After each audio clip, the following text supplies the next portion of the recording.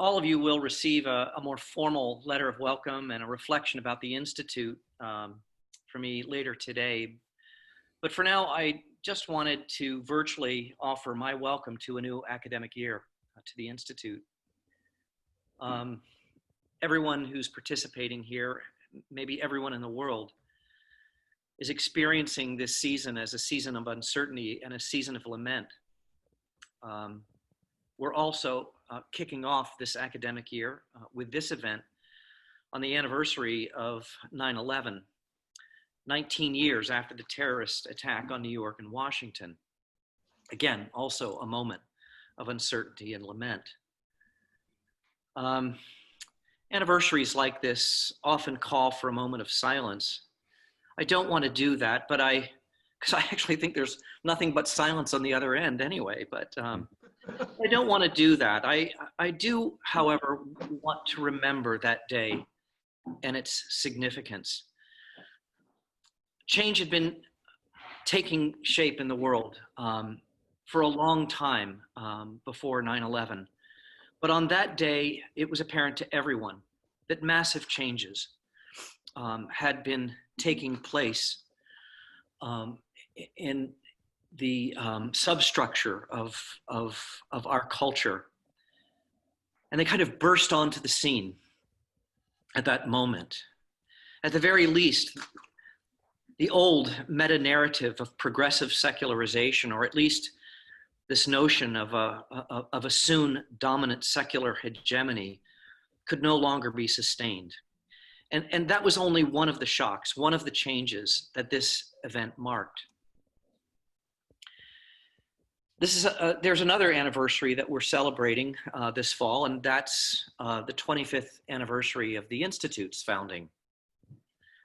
9/11, 2001 marked, which is, again, 19 years ago, marked a confirmation that our instincts about the tectonic plates of our culture and how they work, the more common metaphor, the climatological changes that are taking place were in fact taking place, that they were significant for our economy, for our politics, for international relations, for our understanding of human beings, for the nature of religion and its persistent in the late modern world, and so on. This day, 19 years ago, was a confirmation that we were on the right track. It was not just a one-off.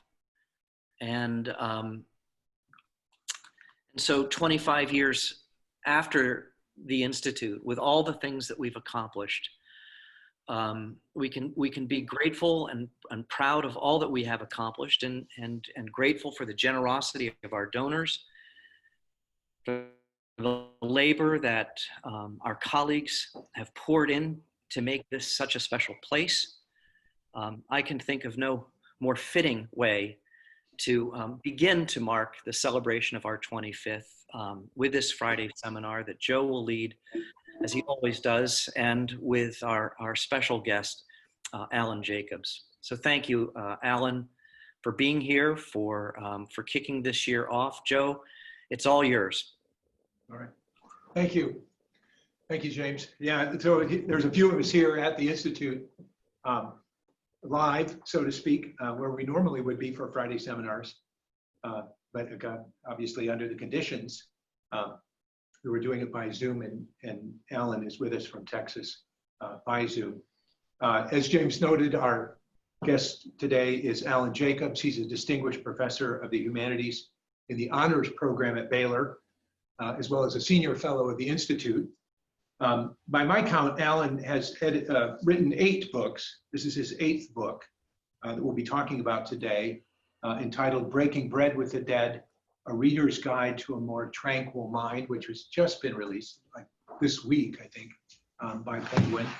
And it's related to 2 of his other books, as he notes in his preface, one called it's dark in here, The Pleasures of Reading in an Age of something, Pleasures of Reading in an Age of Distraction, and then How to Think. So this book I don't know if he calls that a trilogy, but they're related thematically to his to this larger theme of reading and of reading of a kind of, what you call it, a dense, developing a density, self-density.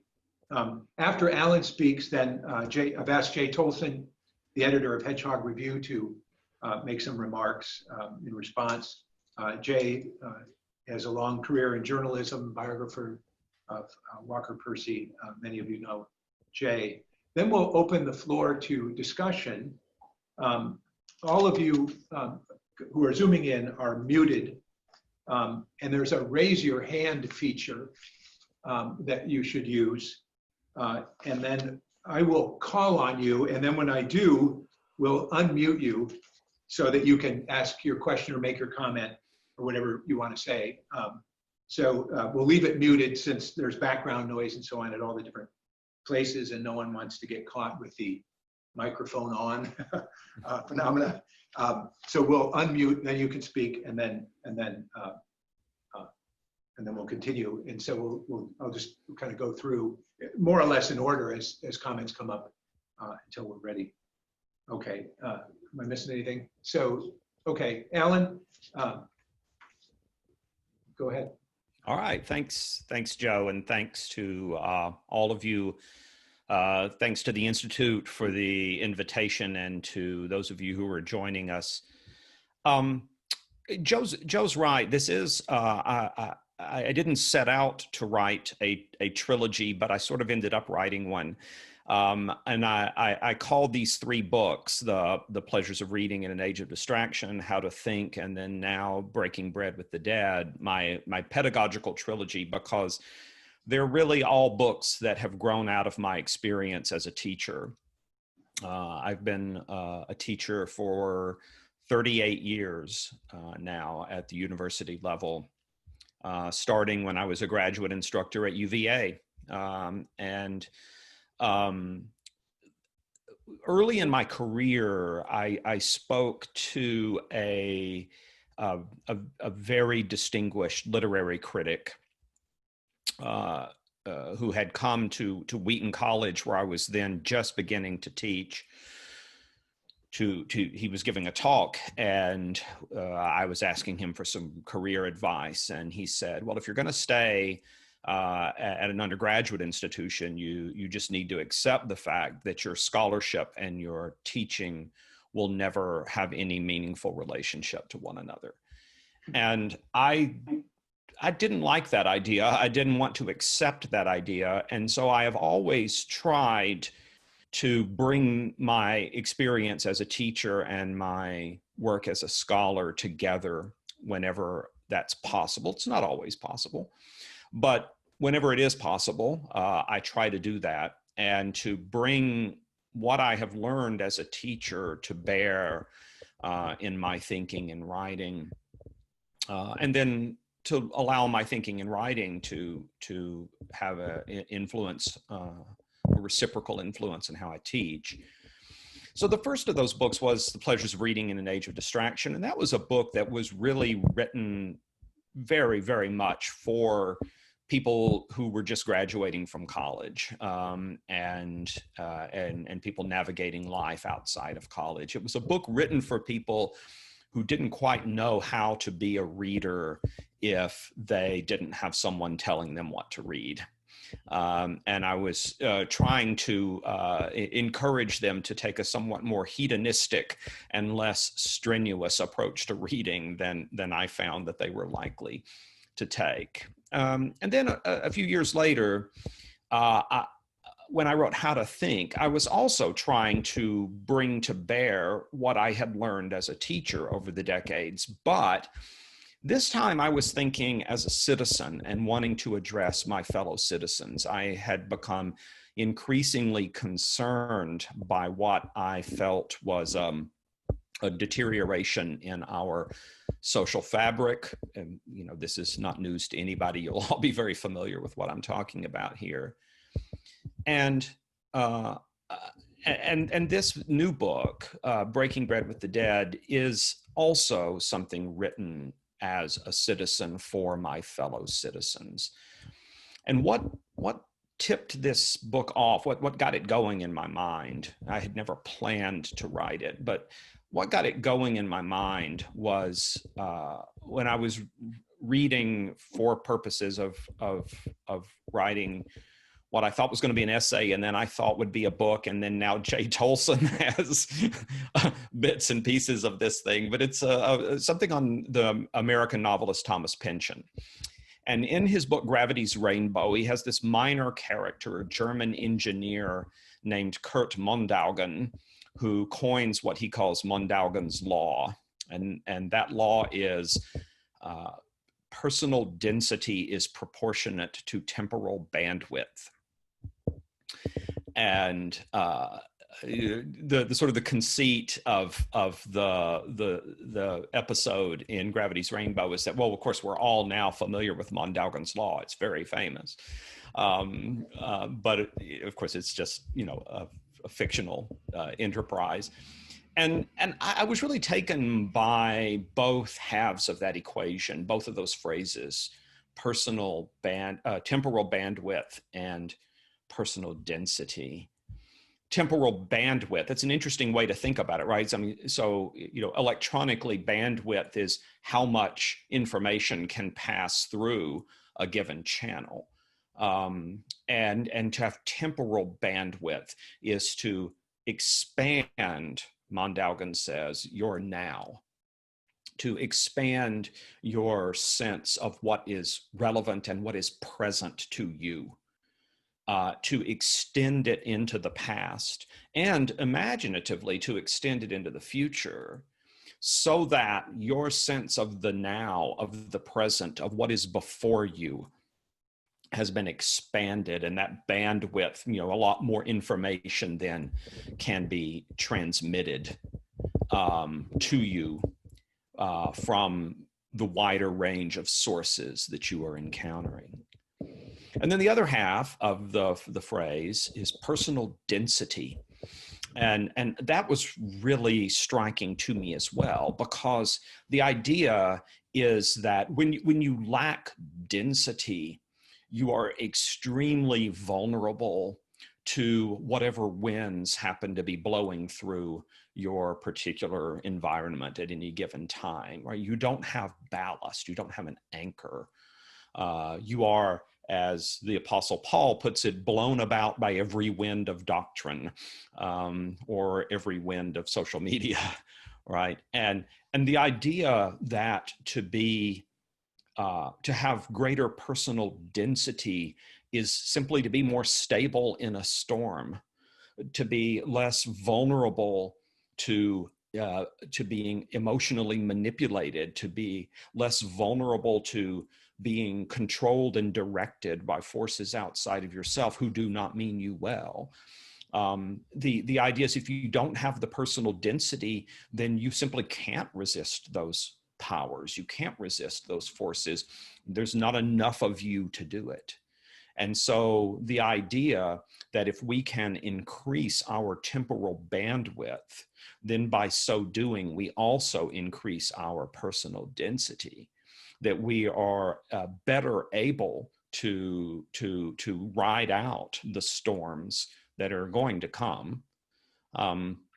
That idea became the foundation for the book. And it struck me that in a moment, in a sort of a cultural environment that is relentlessly presentist, an environment in which people do not remember the thing that they were wildly outraged about 48 hours ago. They can't remember that because they're thinking about the thing that they're wildly outraged about right now. In that kind of environment, preaching the gospel of old books is going to be, on the one hand, a very hard sell. But it's also, I think, one of the things most needful for our moment. And maybe we can unpack as we go along why I think the reading of old books and the increasing of our temporal bandwidth is such an excellent way to acquire more personal density. It's not the only way, but it is an excellent way, and it is a highly accessible way. I want to be an advocate for that. And that's what this book is. It's advocacy for old books. It's advocacy for temporal bandwidth. And it is explicitly presented in as a kind of a self-help book.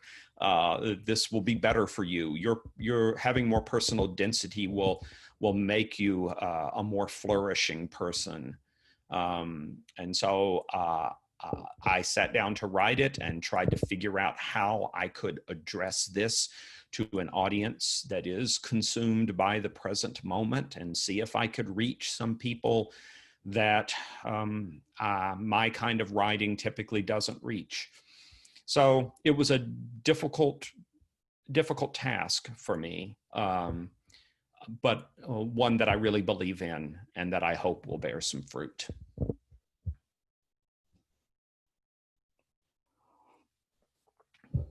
Jay, I'm happy to turn it over to you.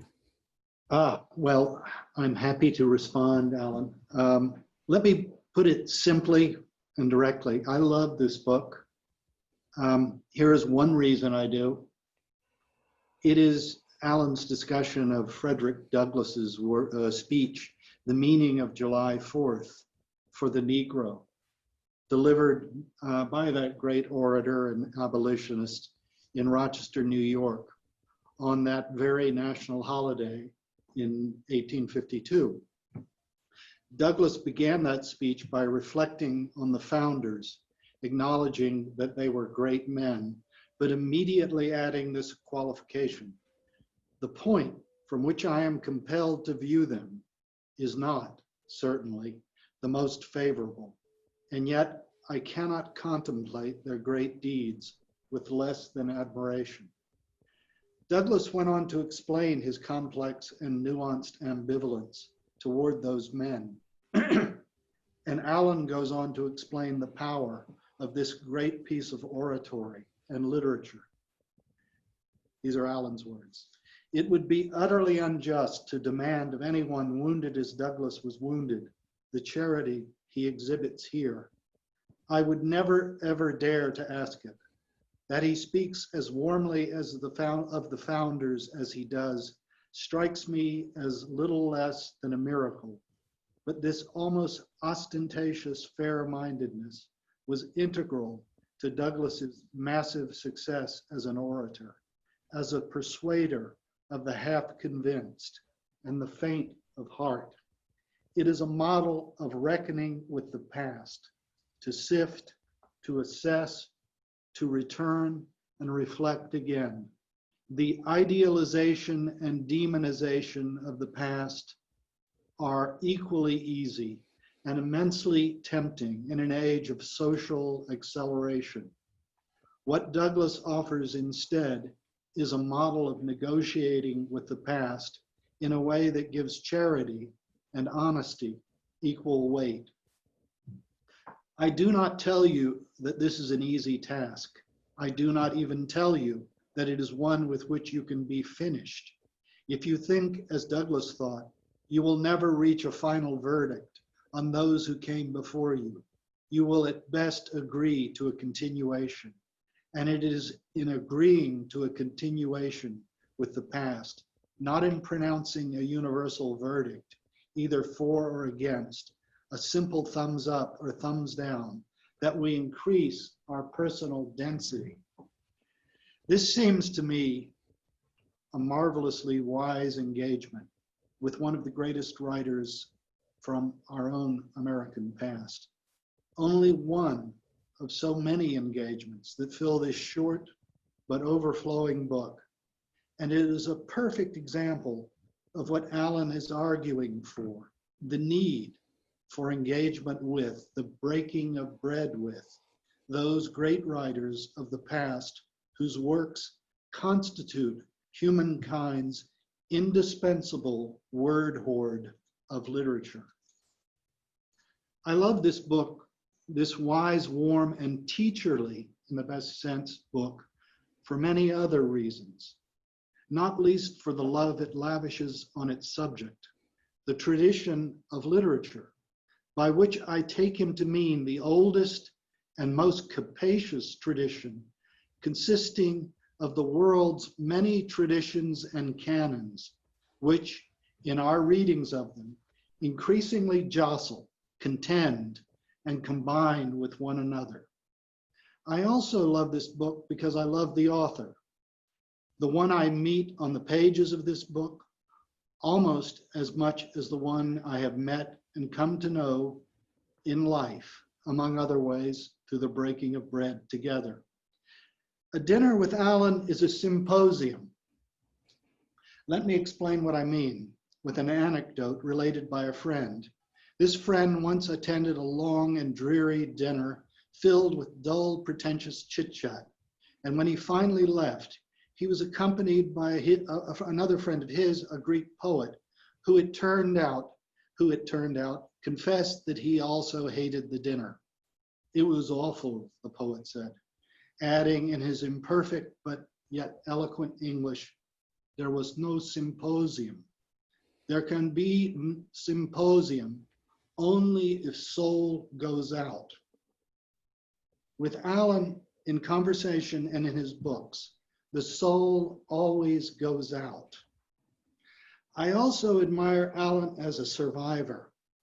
A bright and bookish boy, he survived and even flourished and were not in what were not the easiest of circumstances for such a person. The son of a working man and a man who served hard time. He became and remained a reader in a household dominated by a blaring TV whose uninterrupted offerings he was able to half shut out while he discovered and gave himself over to his voracious appetite for books, all kinds of books, from pulp to high literature. He also survived the often murderous effects of the graduate study of literature, where the tyrannies of theory often occlude or destroy the pleasures of literary texts. You can see this in this and his other books and essays, that Alan has survived and never lost that primal love for the works themselves or for the engagements they provoke. And we are the beneficiaries of his survival. And perhaps fittingly, this book is a survival guide, a guide to how we resist the narrowing and shallowing influence of a noisy, buzzing media environment, one that increasingly reduces us to consumers of short-lived bursts and memes and endless quick takes and takedowns, judgments, nudges, provocations, and cancellations. It is about how we resist the colonization of our attention by the empire of distraction.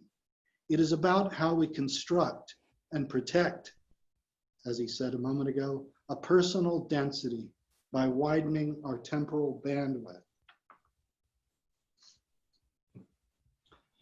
I love so many parts of this book, but I will cite his discussion of Dorothy Osborne, a little known figure from the 17th century, who was courted by, among others, the son of Oliver Cromwell.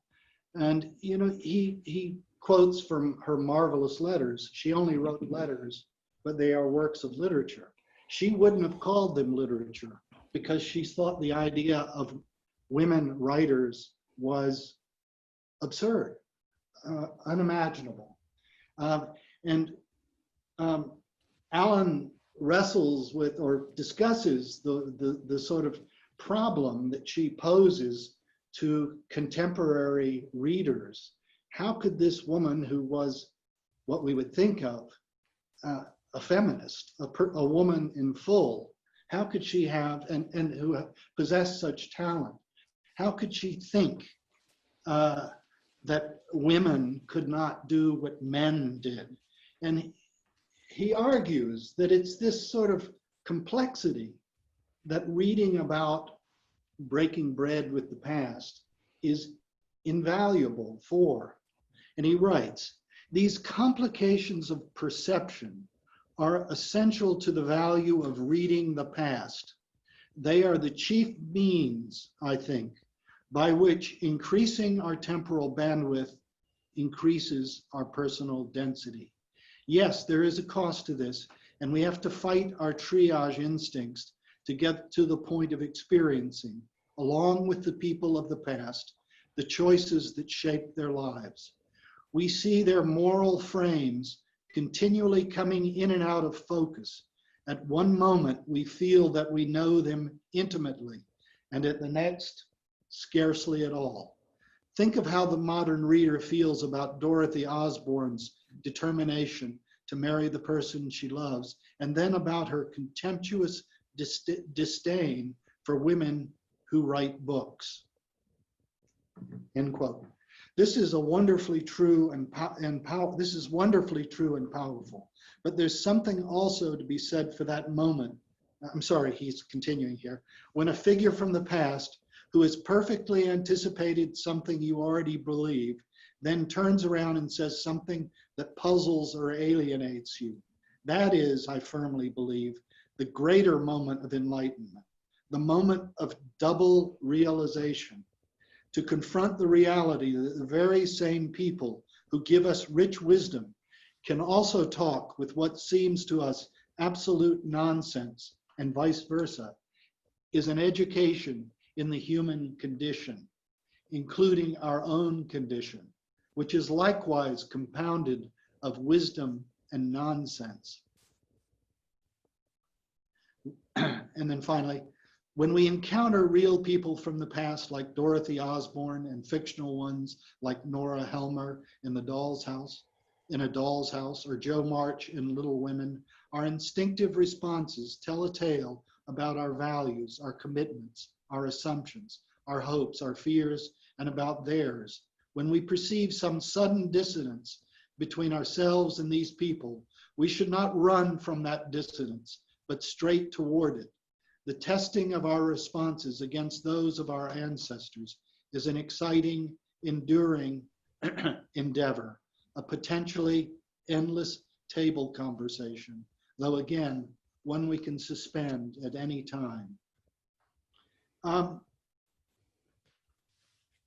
think that this is the real heart and soul of this book, is that it is really about a kind of humanism that is almost lost to our time in its sunkenness in identities of increasingly fine borders and exclusions, of sniping and carping, of not trying to see the best intentions in others. It is, I think, a reminder of what literature is supposed to be about. And it's a reminder of why literature and the discussion of it should be central to what this institute is about. It's about imagination, yes, but it's also about capaciousness, largeness of soul, friendship, very much about friendship. And what it does, as he says at the end, is he says,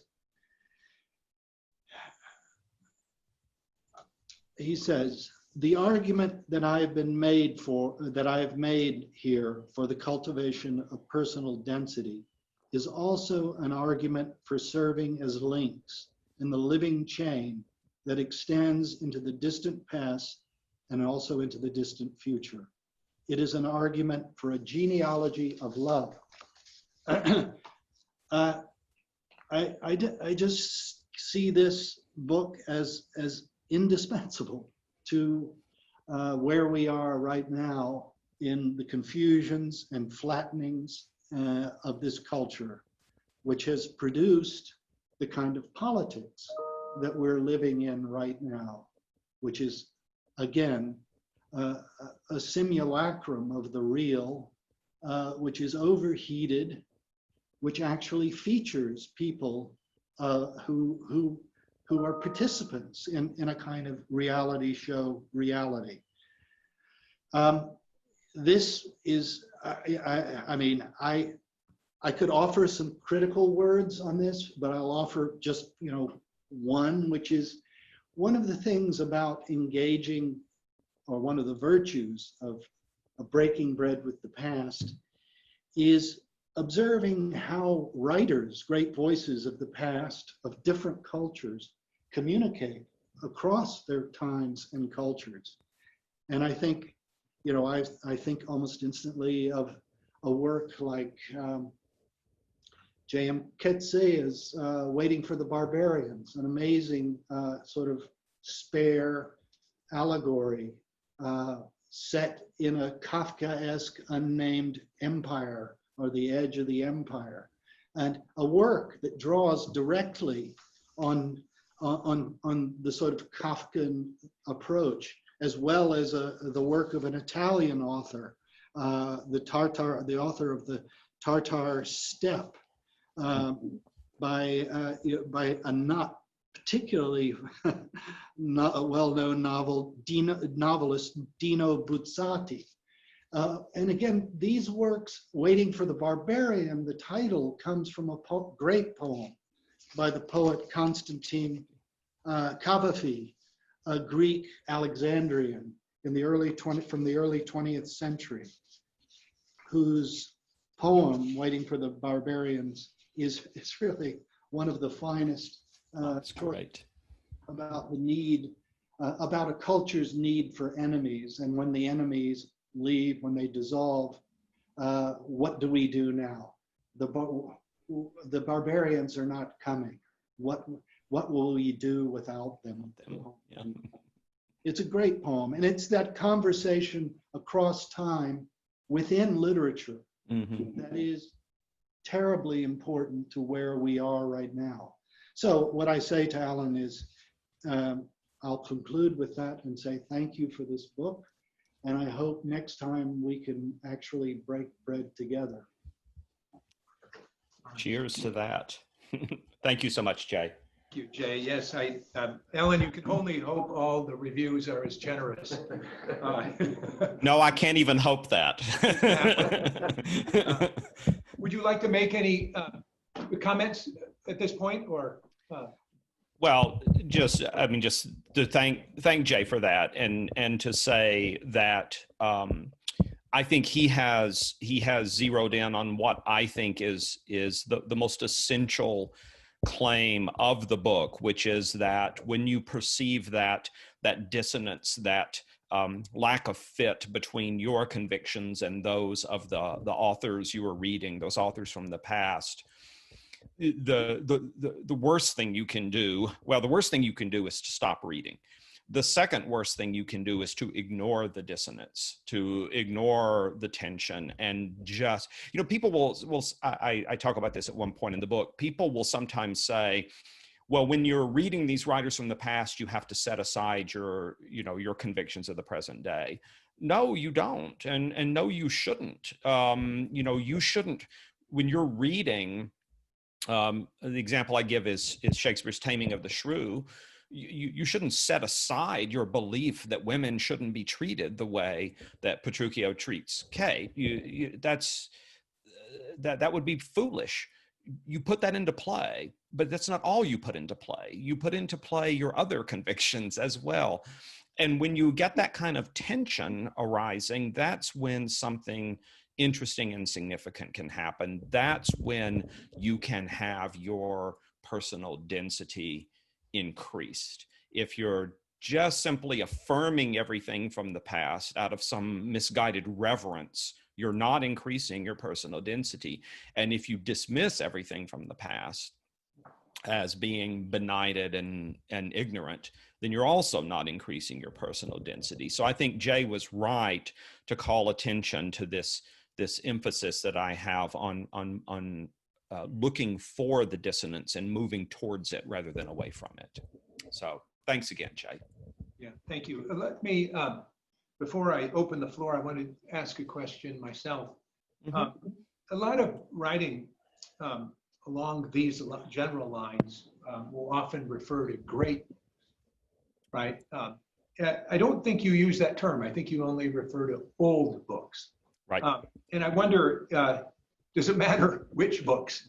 We're talking about, and when, I would think the reader might want some guidance on that, sort of question or not. But anyway. Yeah. The answer, as in so often is the case, is yes and no. It matters. On the one thing, of course, is that most of the works, almost all of the works that have survived from the past, and especially the distant past, are works that people thought of as having sufficient value that they took the trouble to transmit them. And especially in pre-print times, pre-Gutenberg era, the copying and the transmission of a text was an enormously painstaking endeavor. And so works from the distant past come to us almost pre-selected. And it's hard to find something from the distant past that is not of some significant value. But what I wanted to do here was to emphasize the old much more than the great. I don't know whether everybody, Dorothy Osborne isn't on anybody's list of great writers from the 17th century, though I personally think she ought to be. I think she's an astonishing writer. But the reason to read her is not just that she's an astonishing writer, or not even primarily. It's more important because she confounds our categories of what it means to be a woman living obediently under patriarchy versus a woman who is carving her own path. She doesn't fit either of those categories, or she fits both of them, and it's the disruption of the categories is the thing that's really useful. Even if she weren't a wonderful writer, but she is, but even if she weren't a wonderful writer, that would be worth doing. So I didn't want to make this a case for the classics, but rather to make it a case for the old, for the ancient, for that which is in the distant past. I could make a case for the classics, but I decided not to go that path here. Thank you. Thank you. All right, I'm going to open the floor. I've got a few people now in line. I'm going to begin with Rachel Wall. Hi, everybody. Rachel. Sorry, go ahead, Joe. I'm just saying hello. Hi, Joe. How are you? Sorry, go ahead. I don't know if you can see me or not. We can't, Rachel. Okay, I guess that probably doesn't matter. I don't see an option to allow my video as I usually do, but it doesn't matter. So I also loved this book for all of the reasons that Jay described so well. And my question is, you seem to have two parallel discussions, which certainly are not mutually exclusive, but do seem to exist in a kind of tension with each other. And that is between what has been described so far as this kind of heightened appreciation for the fallibility of human judgment that we might experience when we draw near to the past. So the example of the taming of the shrew, the capacity to, as you say at one point in the book, not judge the worst thing somebody's said or done as defining them. But yet, on the other hand, you have this discussion of competing goods and engagement with these kinds of texts as deepening our appreciation for goods outside of our own. And one might say, well, which one of those comes into play as an exercise of discernment, and perhaps one of the reasons that we ourselves want to read these texts and we want our students to read them is to cultivate discernment. But I'm just wondering how you think of that, particularly when you're approaching these texts with students in evaluating whether you are whether you're really attempting to open up a settled norm, say around ethnicity, race, gender, whatever, as the possibility of a competing good at play, or whether there are norms where you could say it's not really a settled norm. These are where we're going to look at competing goods. Otherwise, we're going to look and appreciate how fallible human judgment can be, and so forth. Mm-hmm. Mm-hmm. Yeah, thank you, Rachel. That's a extremely thoughtful question and sort of conceptual setup there. In relation to how this works out with students, it's how the conversation goes, right? The people you're having the conversation with are the people who determine, which of those things is going to be, which is going to be emphasized. The idea of competing goods, though, is an important one to me. I was recently having a conversation, a three-way online conversation with two friends of mine.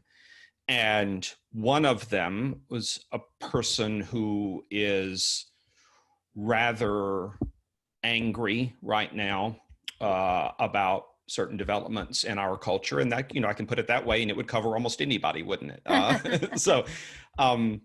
But this person's anger at the arguments that some people were making and the positions that some people are taking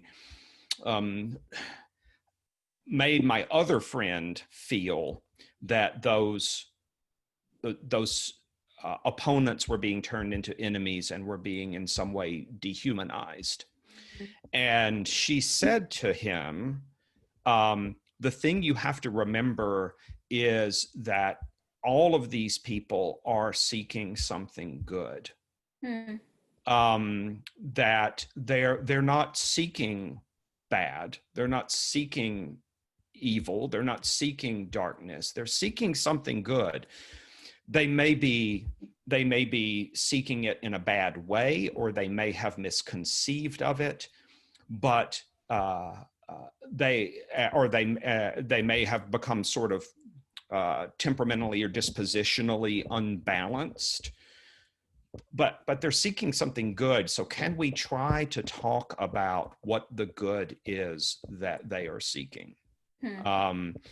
And I thought that was a really kind of brilliant intervention, and one that I hadn't thought of.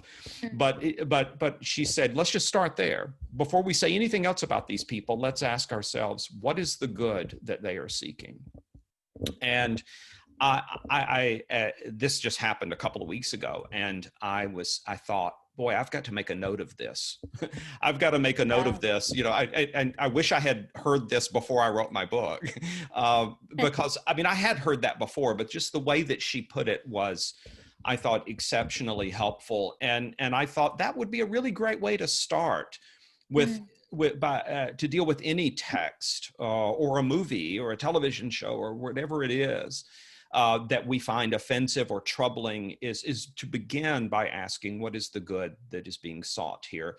That doesn't mean you stop there, right? You can readily and appropriately go on to say, these are the ways in which their understanding of this good is malformed, or these are the ways in which they fail to recognize that there are other goods that are more important than the ones that they are seeking. You can do all of that, but the question is, where do you begin? And I really took that to heart and thought that's something that going forward I always want to start with. I want to start by asking of any text that alienates me or angers me or frustrates me, what is the good that is being sought here?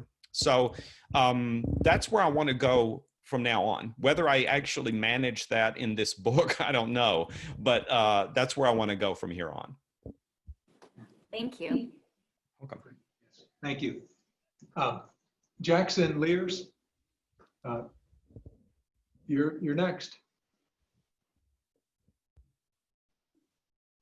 You there, Jackson? I am indeed here. Can you hear me? Yes. Okay. Go ahead. I didn't see a place to make myself visible either, but I just want to start by thanking all of you, James and Joe, but Alan and Jay in particular, for reminding me of what a rare place the Institute is where we can have these kinds of conversations. It's very hard for me to imagine caught up as I am in struggling to defend the magazine I edit from the slings and arrows of budget constraints and considerations that are pressing on us. To be taken out of that is truly refreshing and even a little bit gesturing toward redemptive, I would say. So thank you all for this very special kind of conversation.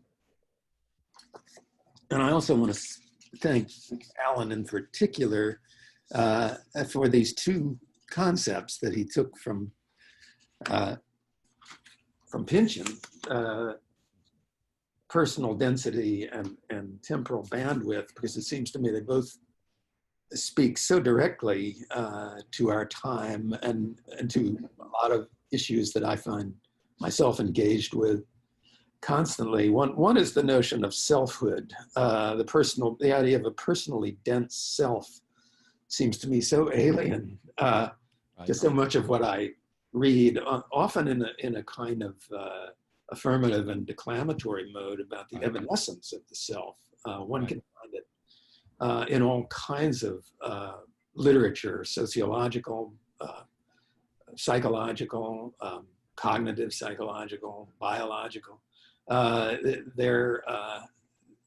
It's sort of the retreat. The retreat from the dense self is also a retreat from notions of authentic selfhood, it seems to me, which we seem to find ourselves allergic to these days. It's so much in the academy, and have for quite some time. And the temporal bandwidth, of course, I responded to particularly as a historian and a cultural historian. It leads me directly to recall an encounter I had with a very bright graduate student who, and I'm sure has a bright future in the historical profession, assuming we still have a historical profession in the next couple of years. We had been discussing, it was in 19th century US, readings in 19th century US history, and we had been discussing a book on the money question in the 19th century. And she was frustrated by it because she said, where are the good guys and the bad guys? And this is a graduate student, right? I was temporarily speechless. And it occurs to me that your book provides some very powerful arguments in response, or at least powerful responses to that notion of history as melodrama, which I always, is now displaced the notion that I preferred, which was history as tragedy. And I don't mean just history as sad things happening. I mean history as the conflict, as you put it a little while ago, and as Rachel put it, between two goods or two rights. That's a tragic. Yeah. So I'm confronted, and often, especially when I teach the 19th century US to graduate students, I'm confronted with the question of slavery, and how does one teach a book like George Fitzhugh's Apologetics for Slavery, paternalistic or organicist apologetics, in the contemporary atmosphere, with any kind of attempt to evoke empathy or sympathy or even understanding of his point of view and the good that he's seeking. It's a challenge, to put it mildly, and it's a risky one. It seems to me too, given the ideologically loaded classrooms that we inhabit these days. But it strikes me as whether I'll be able to summon the courage to do that myself, I don't know. But I think that's an interesting. I wonder if you could talk a little bit about something like pro-slavery apologetics. I think your reference to, as Jay passed it along to Douglas, was very powerful, and I very much want to use that text in my own teaching at some point, but Yeah. because I think it's provocative in the best sense. But then when you're dealing with people who, a lot of students are going to say, well, it might be easier with George Fitzhugh than with John C. Calhoun, for example. Right. Uh, Right. who really does come across as a bastard. Yeah. But how does one navigate this line between genuine historicist kind of thinking and Right. relativism? Right. Sector of relativism looms, and I think your colleague's suggestion about looking for the good, is their notion of the good, Right. is one way around it. Certainly, Right. you could find that with Fitzhugh, but I wonder if you could, debatable as his notion of the good may be, but Exactly. it's still there. It really exists. But the other thing that I usually have tried to do is to resort to the historian's trope of complexity and say, Yeah. and complicity too, since that people can be caught up in systems, economic systems that they may not approve of, but they're not really able to reject or resist or even escape from. And certainly one could say that for a lot of white Southerners with respect to slavery. Not all by any means, but certainly the less affluent and powerful ones. So anyway, I wonder if you could talk a little about that, how you in dealing with actual text that we would find not merely troubling, but actually repellent. Yeah. Do we just avoid those? Yeah. Yeah. Yeah. I mean, I do think it's an interesting question, right? I mean, there's it sort of depends on what you want to do. First of all, if you consider it your task to understand a particular time and place as thoroughly as you can understand it, then you don't really have the option of not reading these repellent texts. But I would also say, as a human being, you don't have the option of seeing them as anything but repellent. That's again why I do not believe that you should suspend your own convictions when reading the works of the past. It's just that we have a range of convictions. And so one of our convictions might be that people and societies and cultures are worth our understanding, even when that requires us to engage in a lot of repellent, to encounter repellent texts. And there are also more pragmatic reasons, like simply trying to understand the logic of these texts.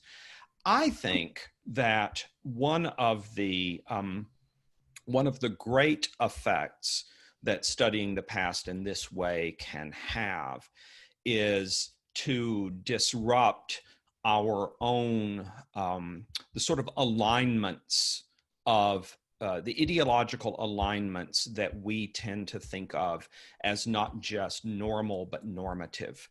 And an example of that would be that that as in the aftermath of the Civil War, as we all know, racism did not go away. Slavery went away, but racism did not go away. You started getting the sort of the reinstitution of an effectively slave-based culture, even if it was not slavery in name. But what you also got at that point was, and Jackson, you will know this better than I do, but what you also got at that point was the rise of so-called scientific racism. And so the most passionate and articulate defenders of racism in America in the second half of the 19th century were not slaveholders or defenders of slavery, but rather people who claimed the mantle of science, who believed that scientific work had been done which demonstrated the mental inferiority of the African races, and that not to be a racist was simply to refuse to think scientifically and to comfort yourself with effectively mythological notions of the unity of the human race. And so the idea of, and this, this is extended to the eugenics movement as it emerges at the very end of the 20th and then on of the 19th and on into the 20th century. The ideas that we now think of as being retrograde, as belonging to the past, as sort of unfortunate holdovers of a now discredited way of life. Not so long ago, those were the most progressive ideas. Those were ideas which were associated with political progressivism and social progressivism in a variety of ways. This is, we don't deal well with that sort of thing. It's one of the reasons why it's very, very difficult, for instance, to get a rounded picture of Margaret Sanger because of her, the way in which her beliefs are such a, to us, bizarre congregation of beliefs, some of which people think of it now as being absolutely admirable and some that people think is absolutely horrific. I think that kind of disrupting of the way our categories line up and the way that we come to think of our categories, again, not just as normal, but normative, is enormously useful to us. And it's worth dealing with a great deal of discomfort in order to grasp that that fact that the world doesn't always line up the way that, as we look throughout history, the world doesn't always line up the way that it lines up for us. That's just an extremely useful thing for us to know. And among other things, it helps us to understand that there are beliefs, political and social beliefs, which tend to go together in our environment that don't actually have any logical connection to one another. They're just kind of social and in some cases simply tribal. And by studying these works of the past, including the more offensive ones, we can understand something not only about them, but about ourselves that is very much worth knowing if we want to navigate our current environment intelligently. Well, I think that's a great response. And one of the phrases that I've copied down from what you're talking was disrupting the categories. Yeah. That seems to me a useful exercise. And eugenics is, of course, one of those modes of thought that keeps coming back, no matter how often we think we've disposed of it. So I don't think we're done with eugenics yet by any means. Yeah. Thank you. Yeah. Thanks, Jackson. Thank you, Jackson. Next is Anna Kim. Are you there? Hello from London. I have to say, I have to echo Jackson Lear's in saying what an incredibly meaningful moment this is for me as well. I've been away from the Institute for so long, and to hear James Hunter speak has really been quite moving. I think the last conversation we had, James, was whether the term culture had run out of speed, and about the culture wars, which is something that we share an interest in particular, the Monuments War and War over Images, which is my area of specialty. And no, it hasn't run out of steam, and is more relevant than ever. I'll be brief because I'm sure there are many people who want to join in. But I'll say that, of course, I'm extremely sympathetic to this book. I was trained in the great books tradition, and this is the argument that essentially it is based upon, and also studied classics and ancient Greek philosophy and the Stoics. But one of the ways I've tried to increase my personal density over the years is to cast myself amongst people with very different views than my own. And so I can imagine an argument And of course, a book doesn't have to do everything, but I can imagine an argument about what has been mentioned earlier about the humanist foundation and really focus of this book in an age of post-humanism. That your argument for temporal bandwidth extends primarily in one direction, that is to say, to the past.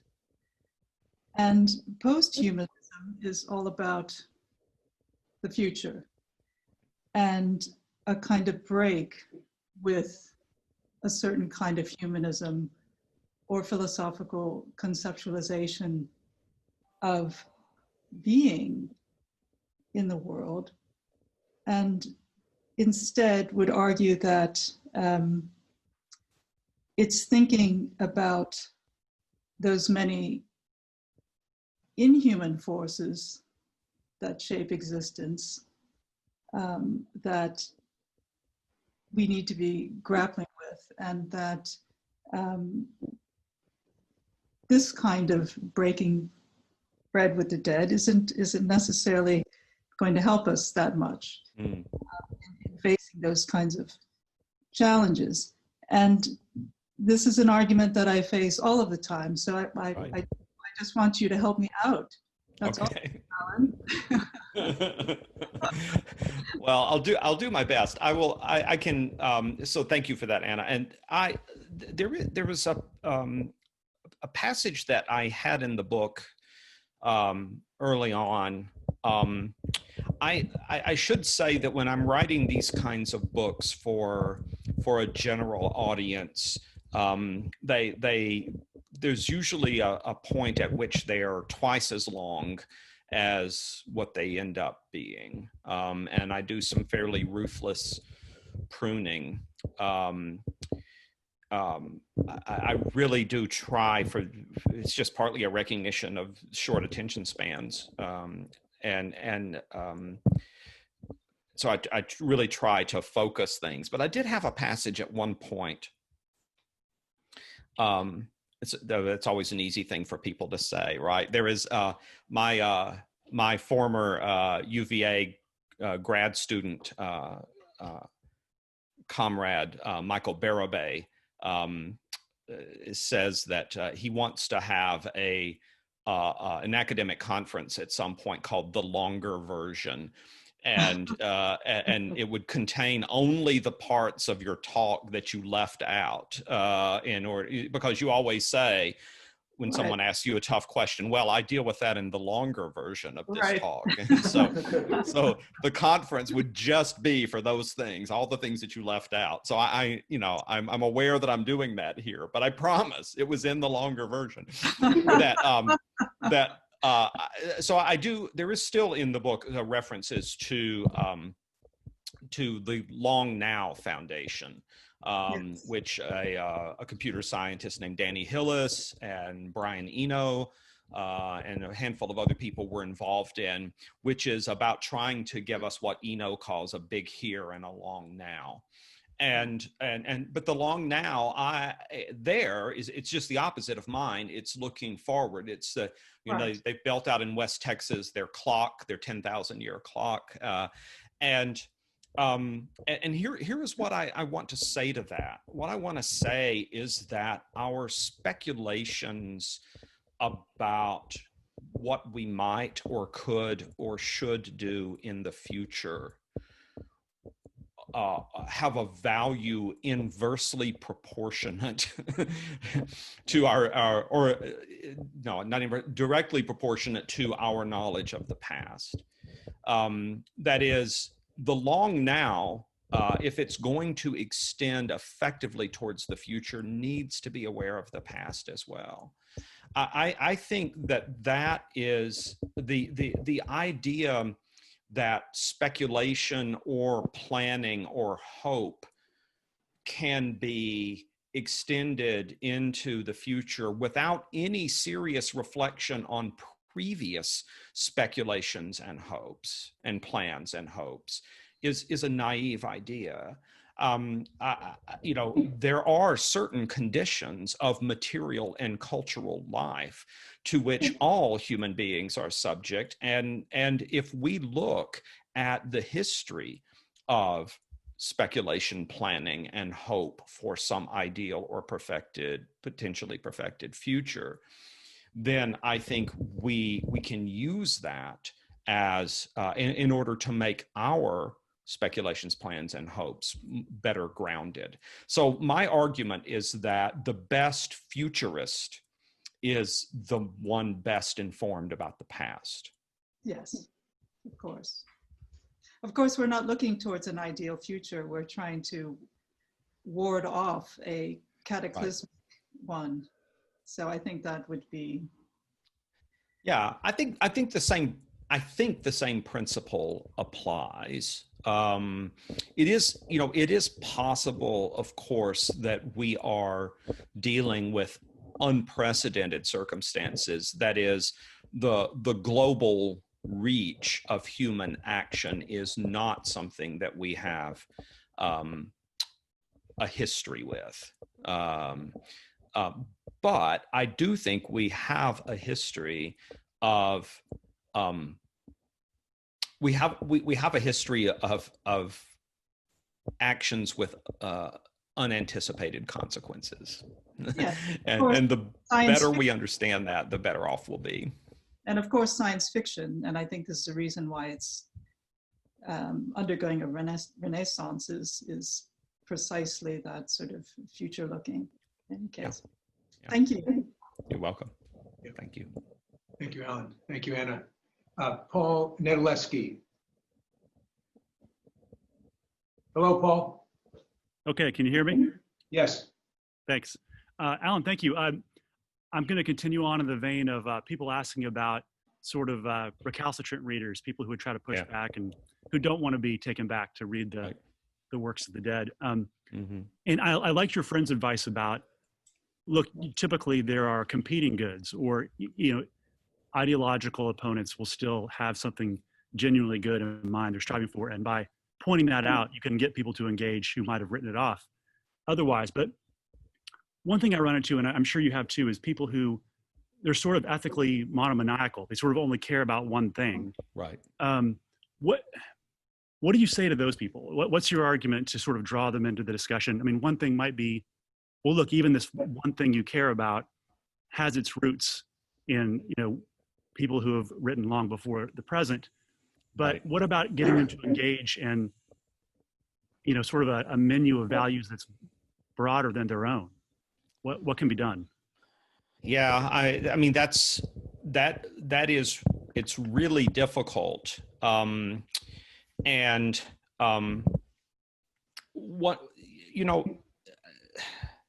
So right now, let's say a year ago, I heard a lot of people say, in sort of the Christian circles that I run in, I heard a lot of people say something along these lines. If you're a pastor or a Christian leader or a Christian activist and you aren't addressing the crisis that's happening at the US-Mexico border right now, then you are completely irresponsible. You have abandoned your responsibilities as a Christian and more generally as a human being.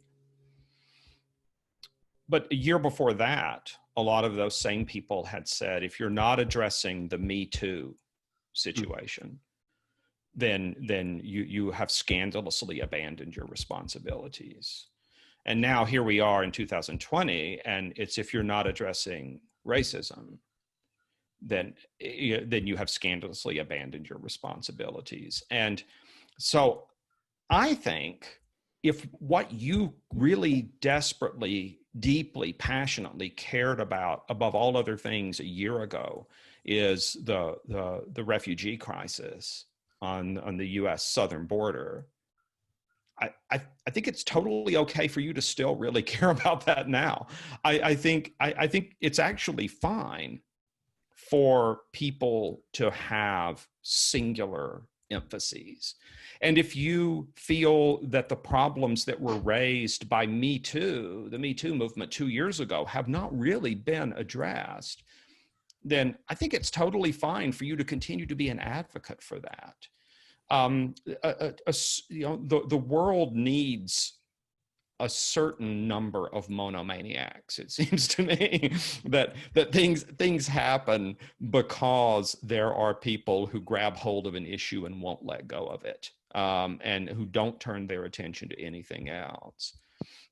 The problem for me is when you get a kind of an inability to recognize the value of any cause other than the one that you are embracing at the moment. And I say at the moment because I think some of the people right now who don't want to talk about anything but racism and the heritage of slavery were people who last year didn't want to talk about anything except the migrant crisis. And so we have kind of sequential monomanias.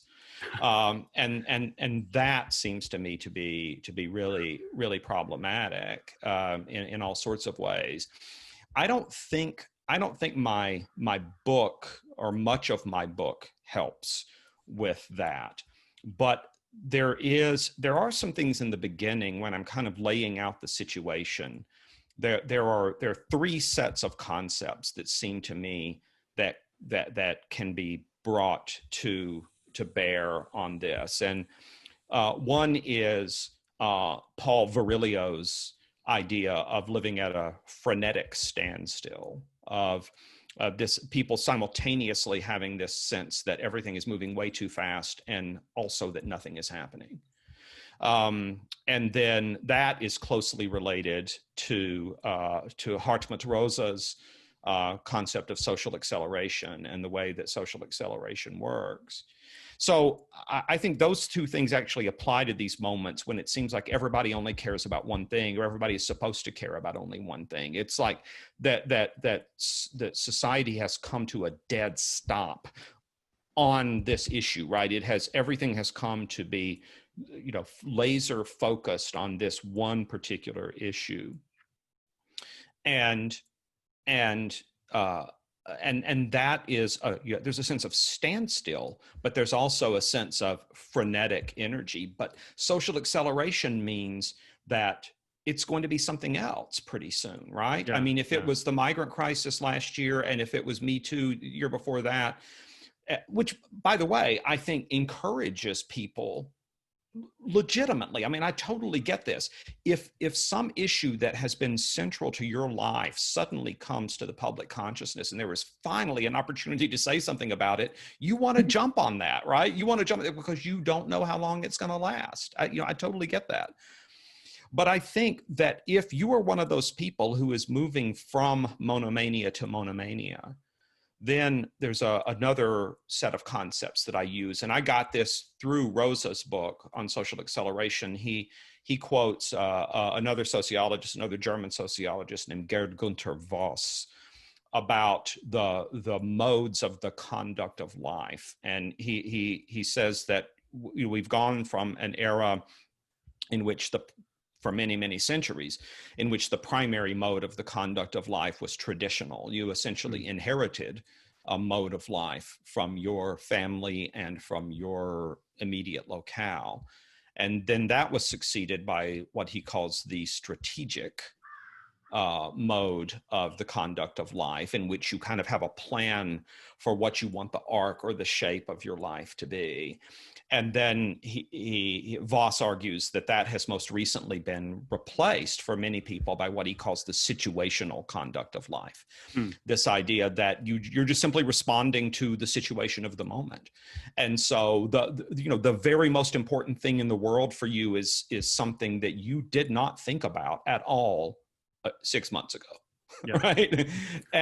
I think people just need to be aware. We need to find some way to alert people that that's what's happening to them, not in order to tell them you shouldn't care about the legacy of you shouldn't care about racism and the legacy of slavery, but in order to say, what are we going to do when 6 months from now people have decided that something else is what really, really matters? What are you going to do when 6 months from now the attention of the public has gone on to a different outrage? What will you do? How do you assess your level of commitment to this cause, and how are you going to sustain it when your Twitter feed is not going to help you sustain it anymore? Right. That's the kind of thing. So I talk about that at the beginning. It's not really what the rest of the book is about, but it is, those circumstances are really what prompted the book. And so I think those categories, and especially those modes of the conduct of life under conditions of social acceleration, I think those are tremendously important things for us to think about and to try to call attention to, so that people can do a better job of determining what issues are absolutely central to them, and to have a plan for how to sustain their attention when they're not getting any assistance from the society as a whole. Great. Thanks, Alan. Thanks, Paul. Yeah, thank you, Paul. All right. The next person is Isaac Kimmel. Isaac, can you hear me? Yes, can you hear me? Yes, go ahead.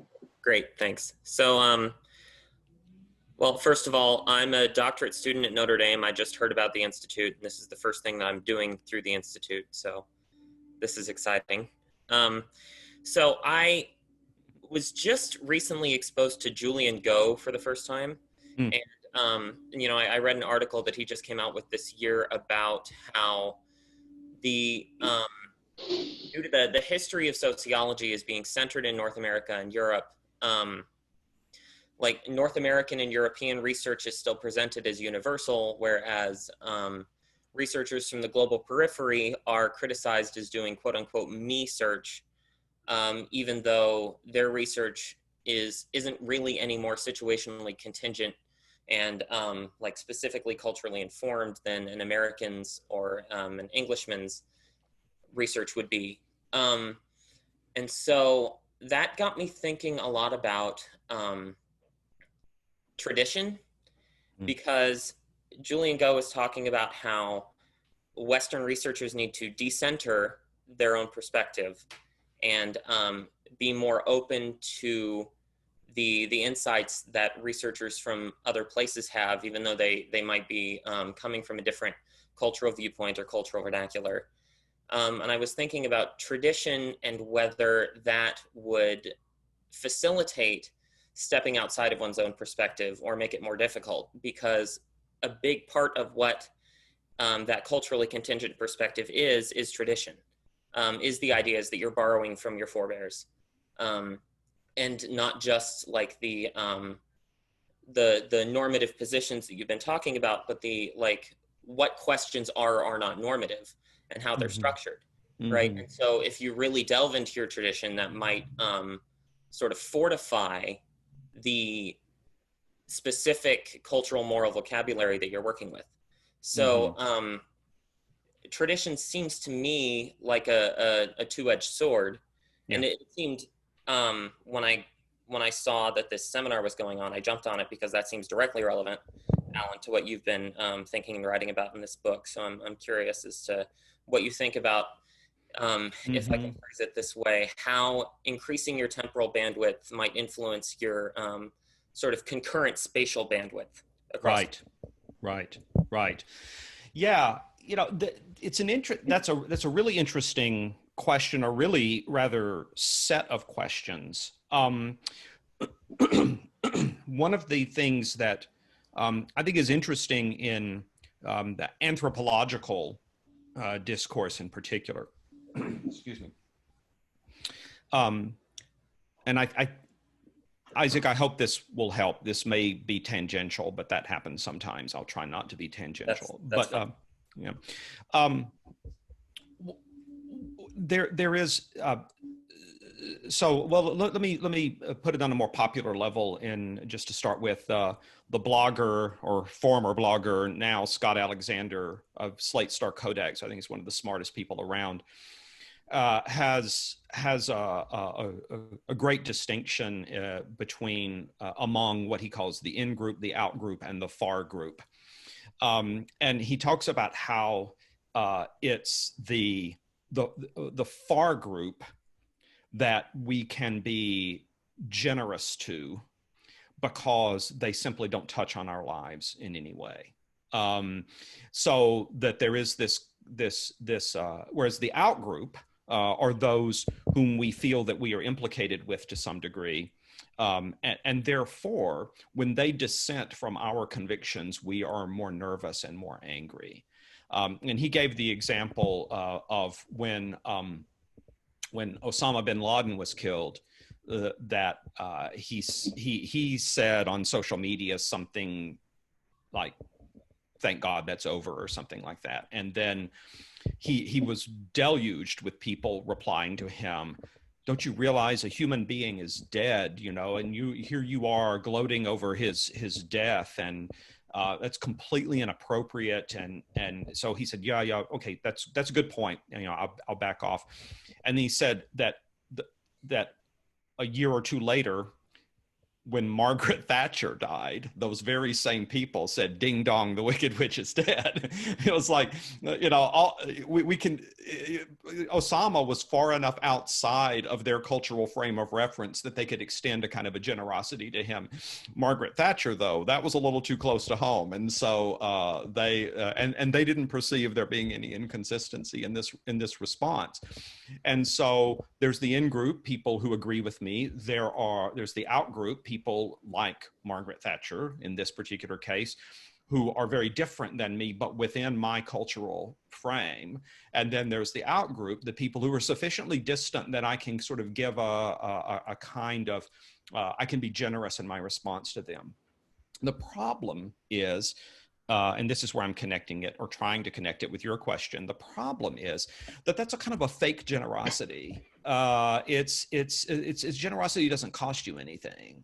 And similarly, I'm critical of Donna Haraway's ideas of making generative oddkin, as she says. She says, well, you know, we can do that by having, like, you know, meaningful communicative interactions with pigeons, with other species. But then she says, you know, we who are making this are, you know, pro-queer, anti-natalist, et cetera, et cetera. And when I read that, I'm thinking, well, okay, can you make generative oddkin with the guy who lives down the street from you who voted for Donald Trump in the last election and is going to do it again? The guy walking around with a MAGA cap, you know, can you make generative oddkin with him? And so I think the challenge is, you know, that the challenge is not just to have, if there is work being done by people in marginal communities, marginal in relation to, even calling them marginal communities is actually buying into a certain Western-centric view of things, but in other communities that are distant from the ones that we happen to occupy in our academic and personal lives. And if they're doing that, if they're doing work that is very different than the work that we are doing, there's the possibility of dismissing it as being inadequate. But I think maybe there's the greater temptation is to extend to it this kind of fake generosity. Yeah, they're doing, that's great. That's just as valid as the stuff that we do. But you're not really interacting with it. You know, you're not really interacting with it. If you're really interacting with it, you're going to get to the point where you have to say, there's some of this that you don't agree with, or you think it's methodologically wrong. And then you've got to be able to try to articulate that. And then to really listen if people say, no, we think it's methodologically justified, and here's why. And it's just, that's just a much riskier thing. So I think academics, I think, do this kind of thing all the time in almost all disciplines, or at least the humanistic and the social sciences, humanistic disciplines and the social sciences, that when something is very, very different than what we do, we have two basic responses. One is simply to ignore it or dismiss it as being irrelevant. And the second is to have this kind of outpouring of generosity, which I call fake generosity, because it actually doesn't alter what we do at any point. We can say, yes, that's wonderful. Yes, that's great. What terrific stuff. Well, if it's all that great and it's all that terrific, how is it changing the way that I do my disciplinary work? And if it isn't having any effect on the way I do my disciplinary work, then do I really think it's that great? And so I think that the right response there is to have a kind of a wrestling with the modes of thought that emerge elsewhere in the world. Sure. That is very much like the wrestling that I recommend with the past. The problem, the thing that makes that hard, is that you can hurt people or you can offend people. Right. And the reason I emphasize so much reading the works of the past is you can't hurt them or offend them. And when you're tired of talking with them, you can set the book down and walk away. It's a kind of a low stakes way to practice that kind of engaged generosity. There's no doubt that the stakes are higher and it's tougher when you're dealing with people who can talk back to you, right? And who can tell you that they think you're full of shit. But that's practice worth having. And then, but I think even risking getting into a kind of dispute with people who are doing work from a completely different cultural location, that's better than either dismissal or fake generosity. Right. All right.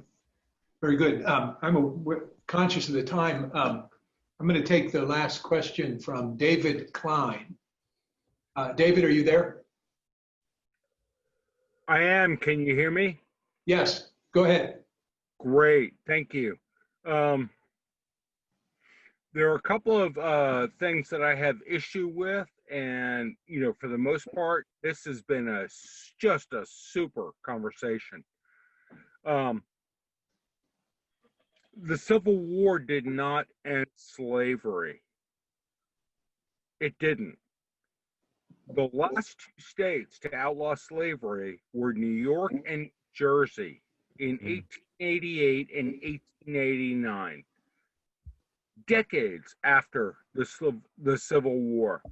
The Civil War was fought over the price of cotton. Okay, we don't need to get into that.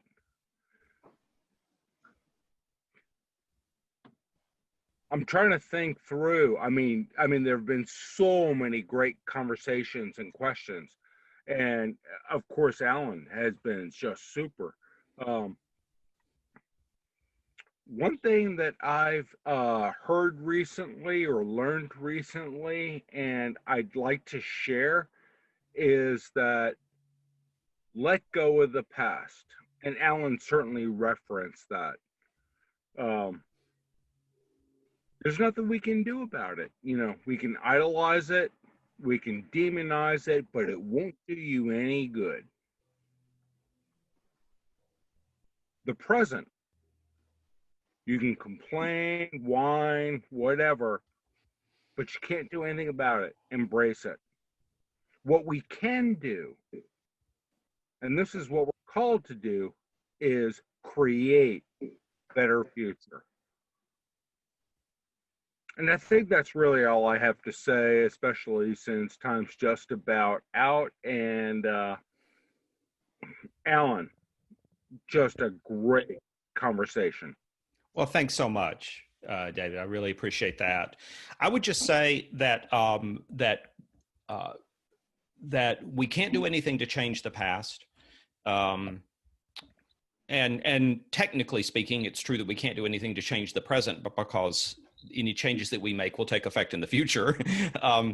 But I think there's always a lot to be said. It's a very famous and maybe overused phrase, but there's a lot to be said for the comment that one of William Faulkner's characters, Gavin Stevens, makes when he says, and it's really important to understand this within the context of Faulkner's reckoning with the history of the past, with the history of the South.